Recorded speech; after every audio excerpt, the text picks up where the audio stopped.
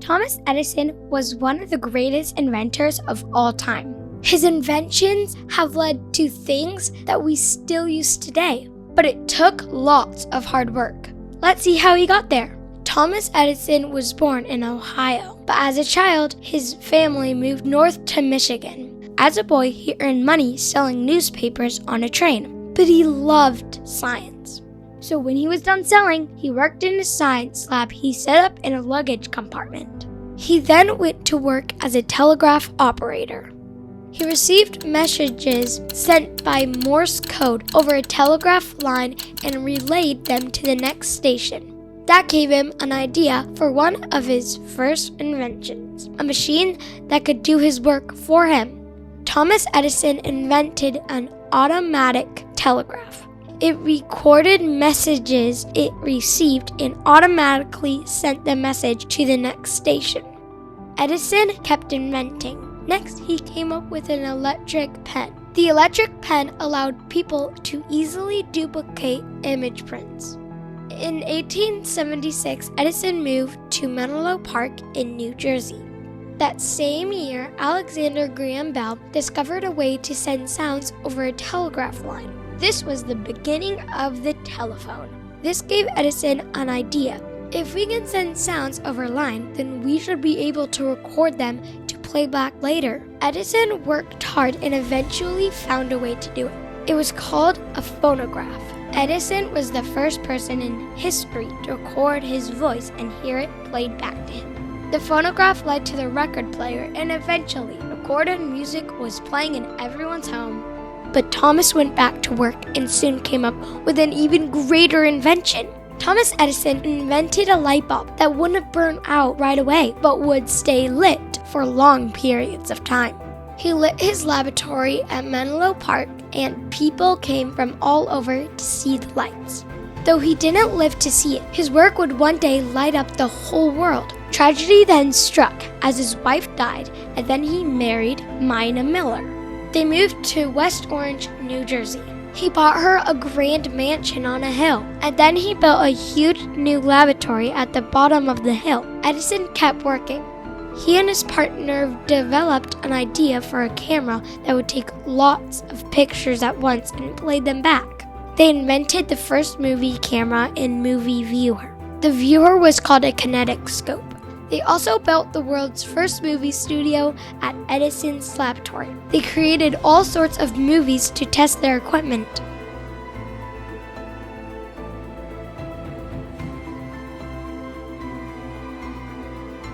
How did Edison invent so much? Everyone called him a genius. But Edison would say no, 2% is genius and 98% is hard work.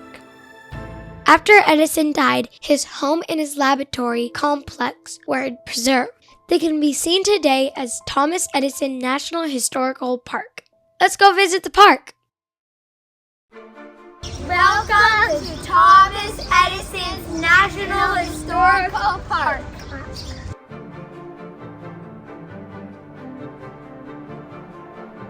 This is the laboratory complex. It includes many different buildings. Stop by the visitor center to watch a video about Edison. In the main building, you enter the library. The library was a central meeting place for Edison to run his businesses. Even though he lived very close, he worked so late he kept a bed right there.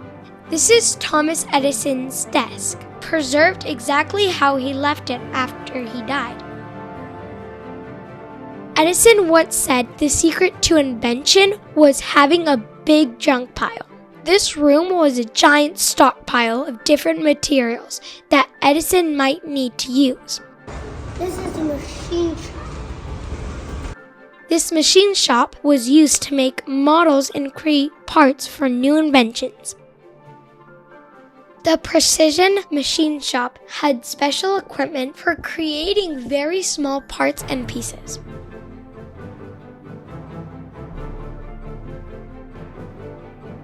Edison invented the first movie camera right here.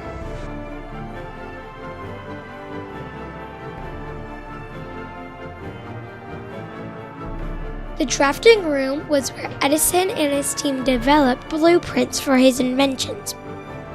The music room is where Edison experimented with sound and recorded new musical performances. Edison first invented the phonograph at Menlo Park, but it was right here where he developed it into something usable for the general public.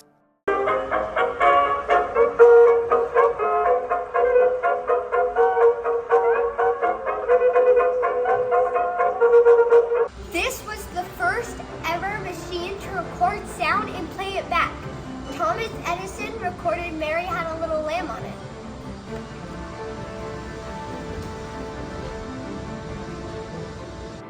These are some of the actual machines that Edison invented.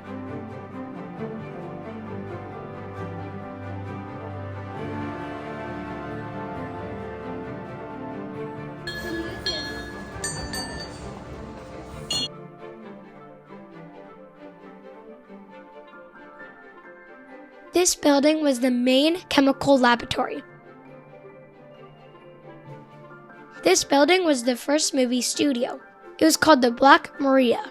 The building sits on a track so it can move. This way, the window could always be facing the sun for light. Not far from the laboratory, you can see Thomas Edison's home. The home was called Glenmont. It was built in a popular style called Queen Anne style and looked kind of like a big gingerbread house. This is Thomas Edison's home, and this is Thomas Edison's thinking room, where he would think about his next invention.